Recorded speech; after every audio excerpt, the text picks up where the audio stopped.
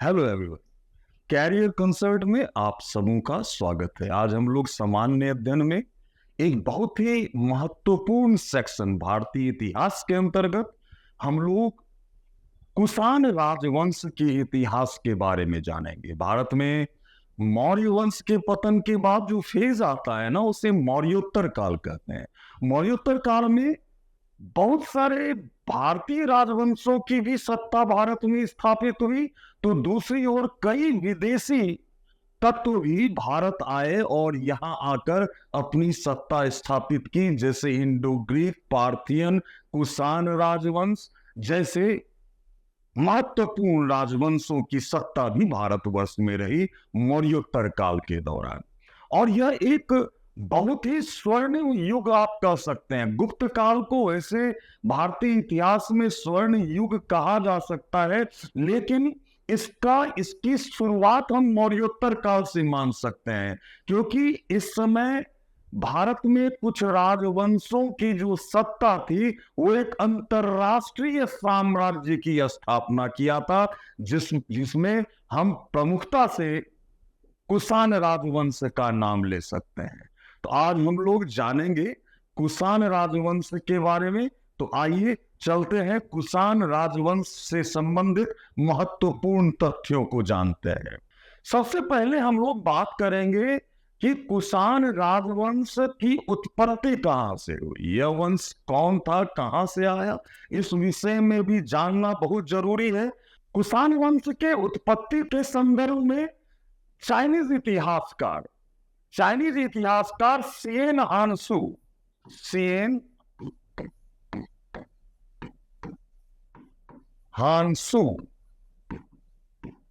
और हानसू की रचनाओं से हमें महत्वपूर्ण जानकारी मिलती है। सिएन हानसू की रचना है पानकू और हाओ हानसू की रचना है फान ए। ये दो पुस्तक है जहां से हमें कुषाण राजवंश के उत्पत्ति के संदर्भ में विशेष जानकारी मिलती है। और इस आधार पर हम लोग यह जान पाए हैं कि मूलतः इनकी जो उत्पत्ति हुई है, ये लोग मूलतः चाइना के आसपास जो मंगोलिया का क्षेत्र है ना, मंगोलिया का क्षेत्र, वहीं के रहने वाले थे। और ये लोग एक कबीले थे। इस कबीले का नाम था यूची कबीला या तोरबारी कबीला। आगे चलकर उसी क्षेत्र में, जो मंगोलिया का क्षेत्र है, वहां हुन कबीला, जो आगे चलकर ये लोग भी भारत आएंगे, जो हुन राजवंश से हम लोग इसका नामकरण करेंगे और ये हुन राजवंश के नाम से जाना जाएगा। तो ये हुन कबीले ने यूची कबीले को वहां से खदेड़ दिया। तब ये लोग आ गए बैक्टीरिया या ऑक्सस नदी के आसपास के क्षेत्र में ये लोग आकर बस गए। कौन? यूची कबीला या तोरवारी कबीला, है ना। इनकी 5 शाखाएं थी। इस कबीले की 5 शाखाएं थी। उन 5 शाखाओं में एक शाखा कुइशान भारत आया और भारतीय क्षेत्रों पर अधिकार करके इन लोगों ने भारत में कुषाण राजवंश की स्थापना की। इस तरह हम लोग जान गए कि ये जो कुषाण राजवंश है, मूलतः यूची या तोरवारी कबीले से संबंधित है ना। और इनकी 5 शाखाएं थी, जिसका एक शाखा भारत में आया, वो कुइशांग शाखा था। और ये लोग कुषाण राजवंश के नाम से जाने जाने लगे। और भारतीय साहित्यों की अगर बात करें तो इस वंश को ऋषिक वंश भी कहा गया है। इस वंश को ऋषिक वंश भी कहा गया है। तो भारत में कुषाण राजवंश की सत्ता स्थापित हुई और धीरे धीरे यह राजवंश बहुत मजबूती से यहाँ स्थापित हुआ और कनिष्क के समय, जो इस वंश के सबसे प्रसिद्ध शासक थे कनिष्क, उसके समय में तो कुषाण राजवंश एक अंतरराष्ट्रीय साम्राज्य बन गया। हम देखते हैं इस बात को कि क्यों हम इसके साम्राज्य को अंतरराष्ट्रीय कह रहे हैं, इसके पीछे क्या रीजन है। अब आप देखिए कुषाण राजवंश, ये कुषाण राजवंश का क्षेत्र आप लोग देख लें कि ये जो यूरेशिया का क्षेत्र है, यहां से लेकर ये पूरा एरिया और भारत में बिहार तक कुषाण राजवंश फैला हुआ था। एक अंतरराष्ट्रीय साम्राज्य था कुषाण राजवंश का भारत में। और अगर हम देखें कि इस वंश के संस्थापक की अगर हम बात करें या इस वंश के शासकों के बारे में हम लोग जाने, तो इस वंश के जो संस्थापक थे या पहला जो ऐतिहासिक पुरुष है भारत में, उसको हम लोग कुजला कैडफिसस के नाम से जानते हैं। कुजला कैडफिसस, जिसका शासनकाल 30 ईस्वी से लेकर 64 ईस्वी तक रहा। उसके बाद बीमा कैडफिसस, जिसका टाइम पीरियड 64 ईस्वी से लेकर 64 एडी से 78 एडी तक रहा। उसके बाद कनिष्क का शासनकाल आया और इसका टाइम पीरियड 78 एडी से 120 एडी तक रहा। फिर वशिष्ठ का शासनकाल आया, 120 एडी से लेकर 140 एडी तक वशिष्ठ का शासनकाल रहा। उसके बाद हुइस्क शासक बने, जिनका टाइम पीरियड 140 ईस्वी से लेकर 180 ईस्वी तक। देन वसुदेव जो थे इस वंश के अंतिम महान शासक थे, जिनका टाइम पीरियड 180 ईस्वी से लेकर 230 ईस्वी तक रहा। उसके बाद कुषाण वंश का पतन प्रारंभ हो गया, छोटे छोटे शासक हुए और धीरे धीरे यह वंश जो है वो 350 ईस्वी आते आते इस वंश का पतन हो गया। अब हम लोग देखेंगे इसके महत्वपूर्ण शासकों के बारे में हम लोग जानकारी लें। तो जैसा कि मैंने बताया, इस वंश के जो संस्थापक थे उनका नाम था कुजला कैडफिसस।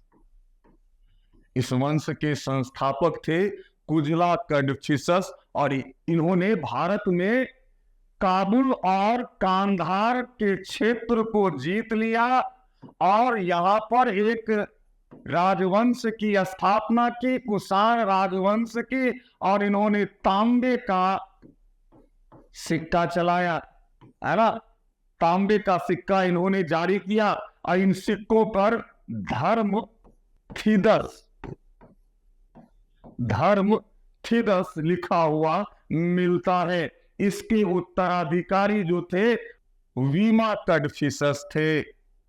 वीमा कैडफिसस, जिसका टाइम पीरियड 65 ईस्वी से लेकर 78 ईस्वी तक बीमा कैडफिसस का शासन काल रहा। और बीमा कैडफिसस ने महाराजा धीराज की उपाधि ली।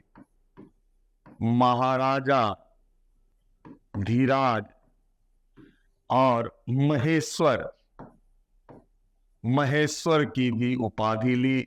इनके जो सिक्के मिलते हैं ना, उनके सिक्के पर शिव और नंदी की आकृति मिलती है।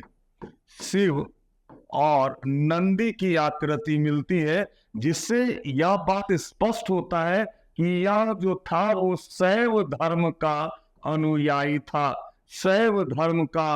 था। और कुषाण राजवंश में पहली बार सोने का सिक्का जारी करने का श्रेय जो है वो जाता है बीमा कैडफिसस को। तो इन्होंने पहली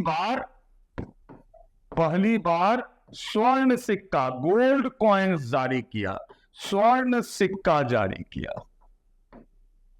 इन्होंने स्वर्ण सिक्का जारी किया। और बीमा कैडफिसस का एक मूर्ति भी मिला है मथुरा के माट क्षेत्र में। इसका जो उत्तराधिकारी था वो इस वंश का सबसे महान शासक था, जिसके बारे में अभी हम लोग जानेंगे। अब वो शासक थे कनिष्क एक महान साम्राज्यवादी शासक थे और कला और साहित्य के महान संरक्षक भी थे, विद्वानों के महान संरक्षक थे कनिष्क। कनिष्क को लेकर काफी समय तक मतभेद रहा इतिहासकारों में, और 1915 में तथा 1960 में लंदन में, इंग्लैंड में लंदन में अंतर्राष्ट्रीय सम्मेलन हुआ, और वहां इस निष्कर्ष पर पहुंचा गया कि कनिष्क जो थे वो कुषाण वंश से संबंधित थे। ये निष्कर्ष पर पहुंचा गया, और खासकर जब मार्शल ने तक्षशिला की खुदाई की,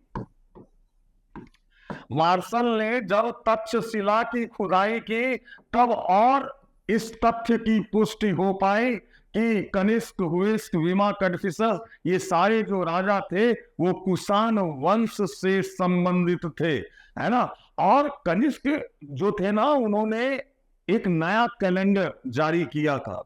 कनिष्क ने जो कैलेंडर जारी किया था उसका टाइम पीरियड है 78 AD, और इस कैलेंडर को हम लोग शक संवत के नाम से जानते हैं।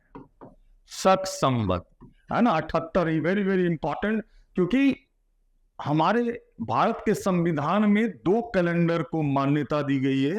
पहला तो ग्रेगोरियन कैलेंडर, एंड दूसरा जो है वो शक संवत को भी मान्यता दी गई है भारत के संविधान में।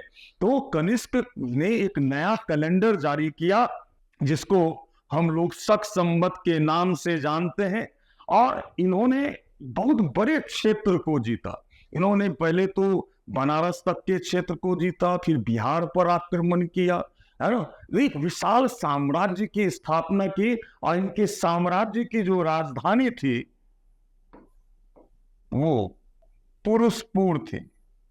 पुरुषपुर, जिसकी पहचान आधुनिक पेशावर से की गई है, जो अभी पाकिस्तान में है ना। पुरुषपुर कनिष्क के साम्राज्य की राजधानी थी। जब इन्होंने बिहार पर आक्रमण किया तो बिहार से एक बहुत बड़े विद्वान थे जिनका नाम था अश्वघोष, और बुद्ध का भिक्षा पात्र और एक अद्भुत मुर्गा। जब उन्होंने मगध पर आक्रमण किया, बिहार पर आक्रमण किया, तो यहाँ के विद्वान अश्वघोष को अपने साथ ले गए, साथ में बुद्ध का भिक्षा पात्र भी वो अपने साथ ले गए, और एक अद्भुत मुर्गा भी वो अपने साथ ले गए। करहन के राजतरंगिणी, जो कश्मीर का इतिहास है, उससे पता चलता है कि कनिष्क ने कश्मीर में कनिष्कपुर नामक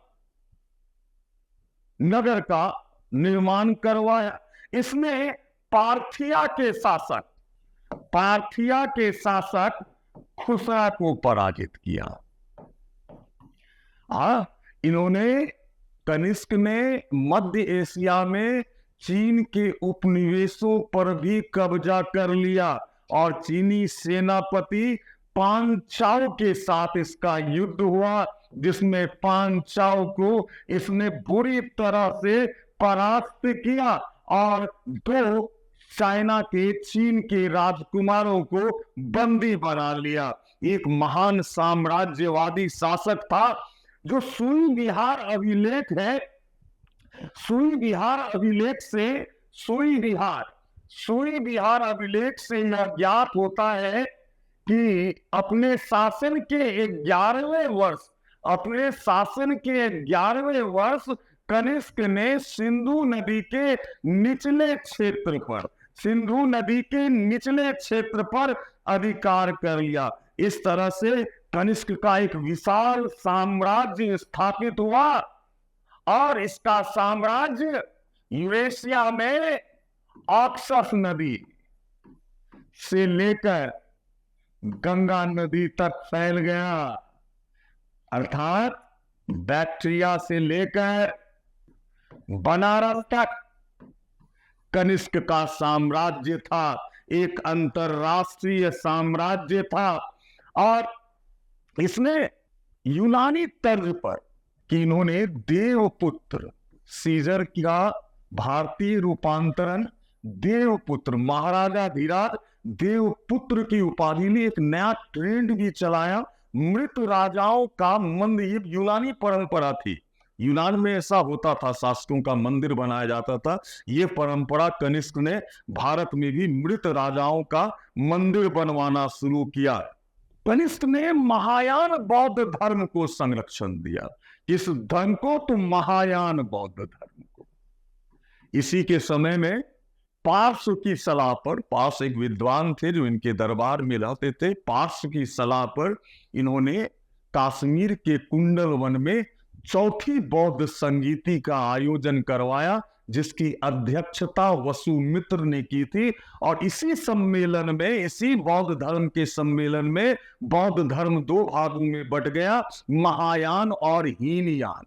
तो इसके दरबार में बहुत सारे विद्वान रहते थे, विद्वानों का महान संरक्षक था ये, है ना। जैसे अश्वघोष को तो बिहार से ही लाए थे। इसके अलावा नागार्जुन और पार्श्व, नागार्जुन, पार्श्व, वसुमित्र, मातृचट, शंख, वसुमित्र, अश्वघोष, आयुर्वेदाचार्य चरक,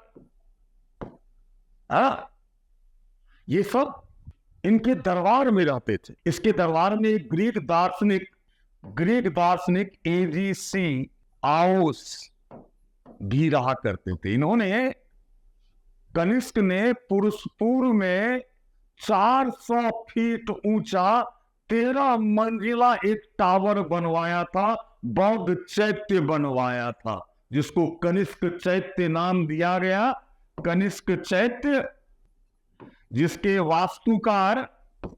वास्तुकार अगलिस थे।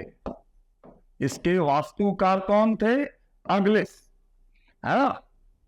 और कनिष्क के समय में स्वर्ण सिक्के बहुतायत जारी हुए और पूरे संपूर्ण भारतीय इतिहास में सर्वोत्कृष्ट सोने के सिक्के कुषाण राजवंश के होते थे। सर्वोत्कृष्ट सोने के सिक्के, सबसे अच्छा सोने का सिक्का इसी राजवंश के समय में था। इसके अलावे इसने सिरूप नामक नगर भी बसाया। इनके जो राजकवि थे वो अश्वघोष थे। अश्वघोष राजकवि जो थे वो अश्वघोष थे। और इनके सिक्कों पर शिव की आकृति भी मिलती है, बुद्ध की भी आकृति मिलती है, ईरानी देवता मित्र की आकृति मिलती है। ईरानी देवता मित्र की आकृति मिलती है। इसके बाद सुमेरियन देवी नाना की आकृति मिलती है। सुमेरियन देवी नाना की आकृति मिलती है। यूनानी देवता हेलियोस की भी आकृति मिलती है। हेलियोस, है ना, हेलियोस की आकृति मिलती है। कनिष्क का उत्तराधिकारी था वशिष्ठ। यह भी एक महान शासक था। और इस मथुरा और सांची से जो अभिलेख मिलते हैं, मथुरा और सांची के अभिलेख से हमें वशिष्ठ के बारे में सूचना मिलती है। वशिष्ठ का उत्तराधिकारी हुइस्क था, है ना। हुइस्क ने अपनी राजधानी, दूसरी राजधानी जो थी, एक राजधानी तो पुरुषपुर थी और दूसरी राजधानी उसने मथुरा को बनाया। और कश्मीर में हुइस्कपुर नामक नगर का निर्माण भी करवाया। हुइस्कपुर नामक, और इसने ये भी एक समर्पित बौद्ध था। इसने मथुरा में बौद्ध विहार का निर्माण भी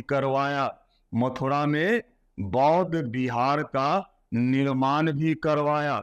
हुइस्क का उत्तराधिकारी।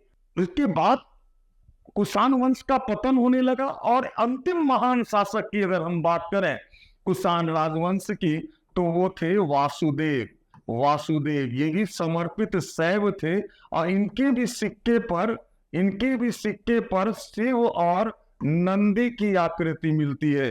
वासुदेव के भी सिक्के पर हमें शिव और नंदी की आकृति मिलती है। इसके बाद धीरे धीरे इस वंश का पतन हो गया। 350 ईस्वी आते आते पूरी तरह से कुषाण राजवंश का पतन हो चुका था।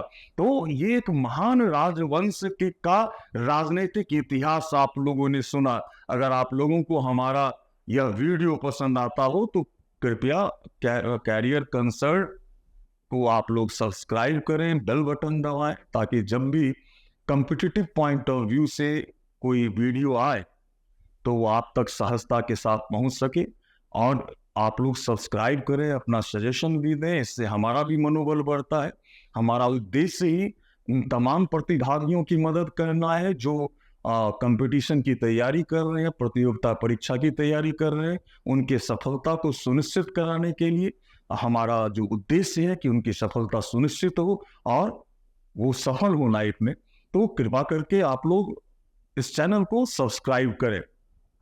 तो कुषाण राजवंश के बारे में आप लोगों ने देखा कि बहुत ही महत्वपूर्ण राजवंश है ये मौर्योत्तर काल का।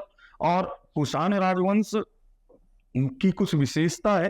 पहली विशेषता के देवपुत्र जो यूनानी सीजर, जो यूनानी देव राजा लोग जो टाइटल अपनाते थे, उसका भारतीयकरण करके इन्होंने देवपुत्र की उपाधि जो थे कुषाण राजवंश के राजाओं ने ली। और मृत राजाओं का मंदिर, मृत राजाओं का मंदिर भी बनवाया। कनिष्क के समय में, कुषाण राजवंश के समय में मथुरा कला और गांधार कला का भी विकास हुआ। मथुरा कला और गांधार कला का भी विकास हुआ। कुषाणों के तांबे के सिक्के मिलते हैं, सोने के सिक्के मिलते हैं। कुषाण राजाओं ने चांदी के सिक्के जारी नहीं किए थे, चांदी के सिक्के जारी नहीं किए थे, उनके केवल सोने के सिक्के मिलते हैं। अगर यह प्रश्न पूछा जाए कि सर्वोत्कृष्टता की दृष्टि से सबसे अच्छी क्वालिटी का सिक्का किस राजवंश का है, तो उसका आंसर हो जाएगा कुषाण राजवंश का। और इसके जो सोने के सिक्के होते थे वो 123.2 ग्रेन का होता था और बहुत ही शुद्ध होता था, शुद्धता के दृष्टिकोण से सर्वोत्कृष्ट होता था। तो इस तरह हम लोगों ने कुषाण राजवंश के विषय में महत्वपूर्ण बातों पर चर्चा की। और अगले वीडियो में हम लोग फिर इसी तरह किसी नए वीडियो के साथ जो परीक्षा के दृष्टिकोण से उपयोगी होगा उसके साथ फिर से उपस्थित होंगे आप सबके सामने। अगर ये वीडियो पसंद आता हो तो हमारे चैनल को सब्सक्राइब करें, लाइक करें, शेयर करें और हमें अपना सुझाव भी दें। अगले वीडियो तक के लिए आप सबका बहुत बहुत धन्यवाद। Thank you.